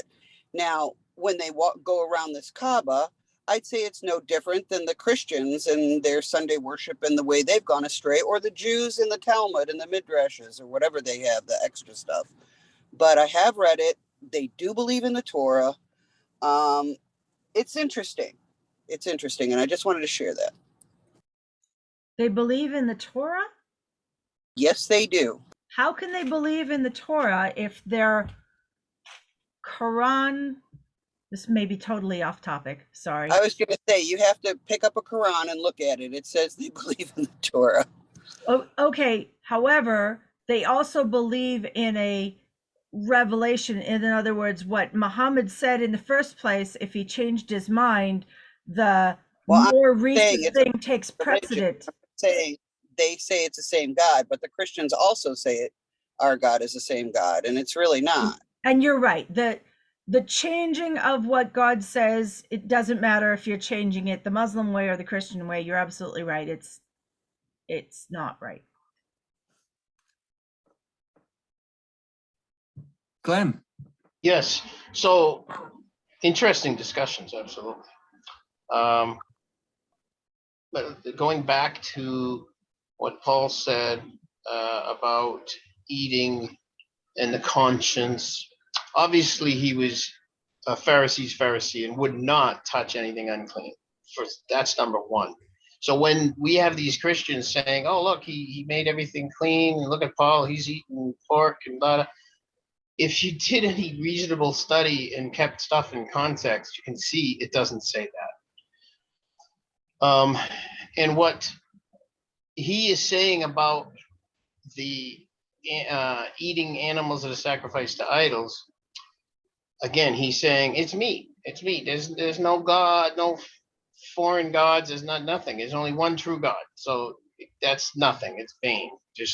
But what he's saying is, as people of the way, being light to the world, we don't want to alienate anyone who may be looking at us to come into this conversion. And if there's a person who is offended by what you're doing, eating a sacrificed idol, well, then it's wise to back off and not do that, because now you've just closed the door to the conversion of that other person. It's a conscience thing. And I see what he's saying. He's trying to be, like he says, I'm trying to be all to all people. I try to be a stamp collector when this family's a stamp collector. I talk about stamps as best as I can, or whatever the pleasure be. He tries to be involved with everyone so that he can win them over to his conversion, to what his focus for a true God is. And I can see that. I understand what he's saying. He doesn't want to alienate anyone from being converted, even if he's making a mistake. He doesn't want that on them, because it will affect their salvation as well as his, for causing them to turn away from the way, with the capital W. Do you understand what I'm saying? Did I say it enough in the right way that it makes sense? I hope so. Thank you. I think so, Glenn, yes. Sarkis? Yeah, I just to clarify, I'm not imposing any of my beliefs on anybody. It's just I'm talking about myself. But the point here is when I start compromising in one area, it will lead to the next. And I'll give you some example, real life example. How many of us love M&M? I'm gonna have to ruin your day, but I'm gonna ask you that question. How many of us love M&M? Okay. Not the red ones. Not the It red. doesn't matter, whatever. You know what? Why, when you hold M&M, it doesn't melt in your hand? Because it's made out of crab shells. They Shellac. literally, yeah, shellac from the crab body. Okay, they extract it and they bless it and make it kosher. So the point here is, same I thing don't when you want to look. know. I don't want to know. I'm sorry. I didn't mean. I told you I ruined it. I'm sorry. But to me, I felt like, wait a minute, I got a problem with this, because and as, everybody to his own. I could add some more stuff, but I better stop. I don't want to become enemy number one here. And and my point here is, just a second. My point here is that those little things, man, it's not a big issue. Is when we start giving an excuse. Well, it doesn't in Acts 15 does not mention pork, so therefore I'm going to start eating pork, and goes on. And actually, when we came into Torah, I told my wife, yeah, I mean, but I can still eat anything I want because, and my wife said one time, he says, you mean Jesus died so you can eat pork? I was like, wow. and I still resisted for a while. So one day I was at a major conference in Arizona and they had pork chops there and I ate it. That night I was so sick, I never ate pork again. and so it's about gradual understanding where we won't have a personal relationship with Jehovah, and as He shows us things, He needs us to stay away. And food is it's a simple to deal with, but it's the hardest to convince because we're growing up, we're getting used to it. But on the other hand, when you read Sermon on the Mount, and when Yeshua says, "If you lust after a person, you commit adultery," I asked this question. He didn't get away. He didn't put the law away. He did not get rid of it. He reinforced it. And now he made it even harder to keep it.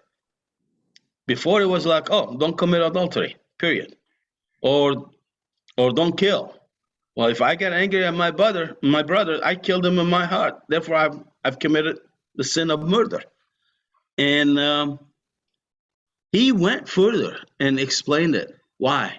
Because he wants us to have a relationship with him, to develop a heart issue, to purify our hearts and our minds. Because what comes out of our mouth comes what's in our heart, what comes in our attitude, and how we respond to people, how we use our hands, how we use our eyes and ears and thoughts. It comes from the heart. And if the heart is not pure and clean, and walking with Yeshua, walking with our Jehovah, our Yeshua, our Messiah, then we're walking in sin because we're not allowing Him to purify us. And He's teaching us true love. True love says no compromise, and not being no compromise where to a point where I hate my brother, but I love him, even though we disagree. I love my sister, even when we disagree. And that's where genuine love fulfills law. And that's in Romans 13. And therefore, we keep the law, but we operate in the spirit of the law, which is by the power of the Holy Spirit.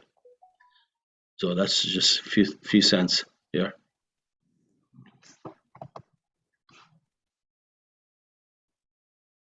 Thank you, Sarkis.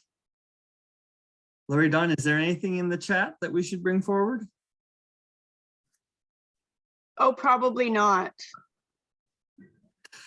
Are you being sarcastic? Unless you want to start talking about natural flavorings and beaver butts. Ah, man. What's a beaver butt? What's in beaver butt? Or what's Just candy, right? Just candy. okay. Strange name. The humor is going on in the chat. Is that right, Lori Dunn? Yeah, I think we're good. Thank you. Oh, Sarkis put his hand up again. I'm pretty All right. synthetic flavoring now, Lori Don. I don't think they actually use castoreum anymore. Oh yeah. I want to know who came up with hey, I need this. Let me get it from a beaver's butt. That blows my mind how we come up with some of the things we do. You know who that was, Glenn? Now that we're getting on the humorous side. Sure, you've looked it up, I see. It's the same guy that figured he'd eat that thing that fell out of the back of the chicken. Oh, Yeah. you gotta be pretty starving to come up with these things. Well, they have to become popular, that's how they get their famous. I wanted to bring up about when they came out the Red Sea and they went through the desert and then the wilderness and they run into the Meribah water. And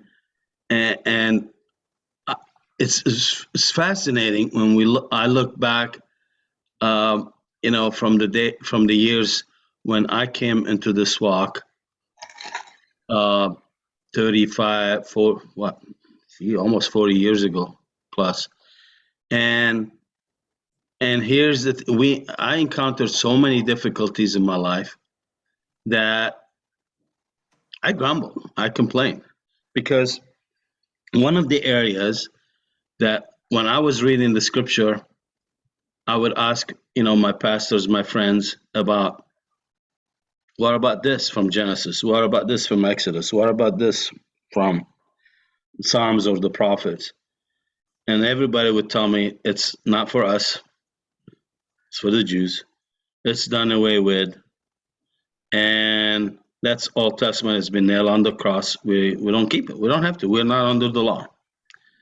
And in the process, I went through a very difficult time. And when I look back at the story of the Meribah water, is when people refuse to hear God and pursue Him, they start to complain because they don't know the truth. But when they pursue Him, as I was pursuing, and when I was misled, I was going through a difficult time.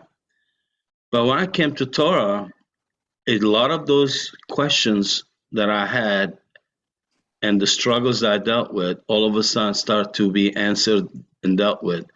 And I'm learning in this walk, it's not complete. I'm still walking and dealing with it. Is that when I start complaining, that means I don't know Him enough. I don't know who my Jehovah is. I don't know who's my Messiah.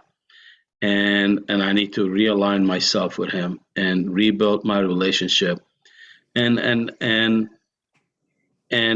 I realize, just like watching my kids grow up, is I get tested all the time as parents, and they don't know me, and they're still learning about me.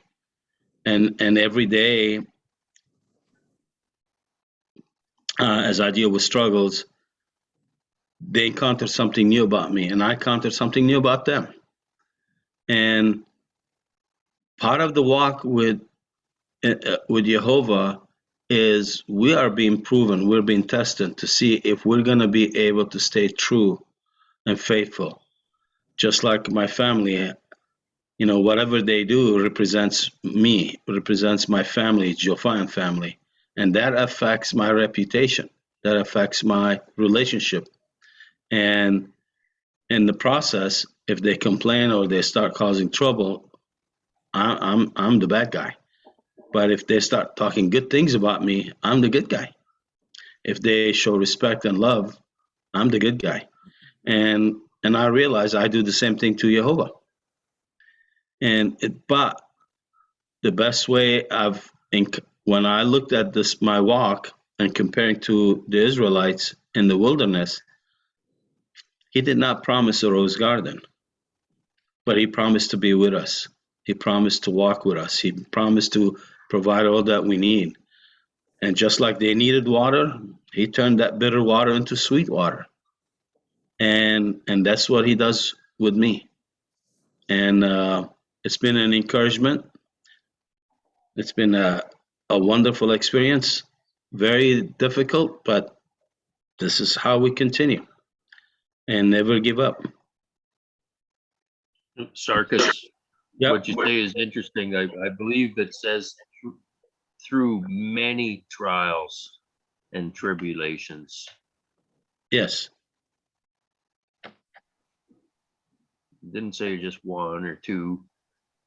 You just ruined it, Kurt. I was hoping one or two. Yeah. It's just like a marathon. I just finished the line. It's over. No, you have some more hurdles going through. It's good to get a break between. Yep. So we can breathe. But they keep coming. Life's a challenge for us, right? Yep. It's all about purification. It's all about growing and maturing and learning to trust. And so I want to share something before Samra goes in. We've been dealing with some family issues long distance, and it's taken a lot of time and money and energy and causing trouble for us. And so I had to go a few days before Pesach. I had to fly in for a couple of days and come back. I did 2 red eyes flying at night. I was just wiped out. And in the process, Jehovah told me 2 things. One is, you don't trust me. Second, that you depend too much on yourself. You gotta sit down and figure out who am I and what is your position.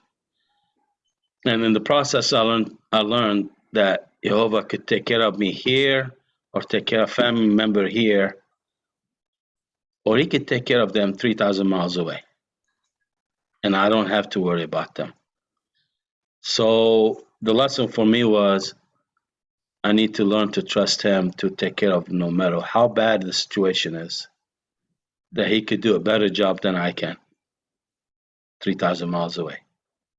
And it's taking a toll on me this week, but I am very grateful, because the minute I recognized that and our family were praying together, we realized he's already working, and we start seeing answers to prayer right the next day and for the last week. And so that's what God wants us to do, is to learn to trust him and mature in him. I can't believe the conversation that's still going on in the chat. So I have always, there's a word called an appearance of Jehovah. Abraham, when he fed the meal to this person that came just before going to Lot, that's an apparition of Jehovah. We know that the rock is Jehovah. Somebody give me this word, because it's just not sitting on the top of my, anyhow. Theophany. A theophany, thank you. I'm just realizing now that the stick that they threw into the bitter waters was also a theophany. That also means that the stick that Jacob placed before the sheep and the goats was also a theophany. And Do you have a definition for theophany for us? theophany is it's a way that God appears before us. Theo means God.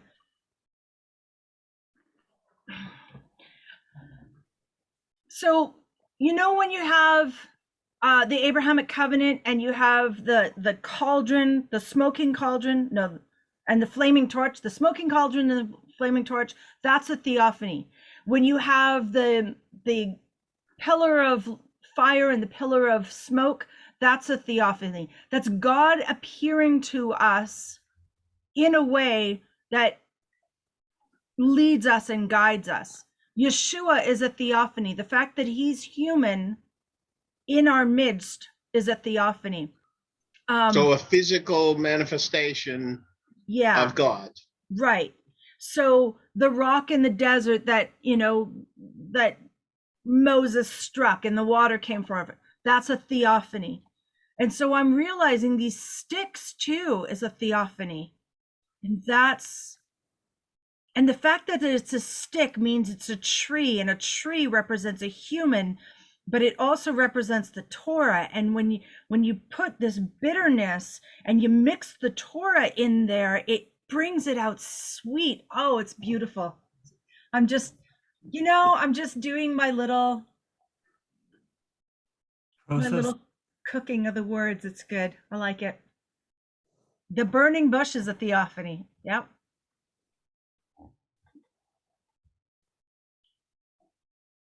Thank you, Sombra. That was helpful. Shane just put up a definition of the word theophany. Theophany is a personal encounter with a deity that is an event where the manifestation of a deity occurs in an observable way. Specifically, it refers to the temporal and spatial manifestation of God in some tangible form. Where the deity does not take the tangible form, the broader term used for inward manifestation is divine revelation or inspiration. So a dream would be a divine manifestation or a divine revelation or inspiration. Okay, excellent. Thank you. So for Sarkis, and I know he knows this, and I know many of you know this, Sarkis is the head of his family, and he is keeping Torah to the best of his abilities. He's teaching his family these things as best as he can. And just like Noah, covers his family. And so if something's happening to his family, he feels that he needs to go and deal with it 3,000 miles away, but he doesn't have to, because he has the perfect remedy at his disposal. He just has to pray and ask for remedy there, and he will get it, providing he is in communion with God. And that's what this is all about. And if we are, he will answer us. He says, seek first the kingdom of God, and all the rest will be added to you. So that's what I see. And I hope for my family, and I actually see it as a theophany, I guess that's a good word, in my family, because the results are there. I don't have to be anywhere. I know they're protected. I don't have to be there to do it. I know they're divinely protected. They're divinely provided for. Everything that they need, they're gonna have, providing it's within the will of God. If it's not, well, then then you're not supposed to have it. Then that's an issue. You shouldn't have it. So as long as we keep walking in the way, we will be covering our family, and he will answer our prayers in that regard. So that's faith, and that's what you need. And yes, Sarkis, you had a 6,000 mile trip to find that out. Thank you. It is 1 minute past the hour.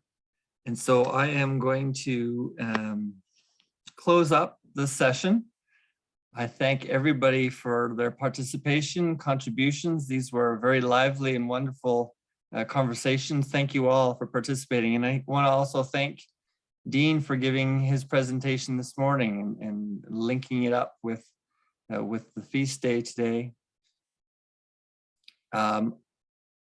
We have our weekly Shabbat session tomorrow at 1 p.m. Eastern Daylight Savings Time. We open the Zoom room at 12:30. We are led through worship starting around 12:45. We have prayer time starting around 1 p.m. And then we tend to start our recorded portion just before 1:30. Those of you who are seeing this on video, please go to sightedmoon.com, pick up the first homepage, scroll through the newsletter and find the link. You are welcome to join us. We look forward to seeing you. And if you are a newcomer, please put a little message into the chat or turn on your mic and say hello. Thank you all for joining us and enjoy the rest of the feast day. Those of you who are in the Eastern time, I guess you'll be getting ready for dinner. Those of you who are on the Pacific time or Central Standard Time like me, you may want to take a nice little nap before the rest of the day. We had a good morning today, waking up early and going through, starting our day, starting our Sabbath-like day today. So thank you again for joining us, and we will sign off our recording.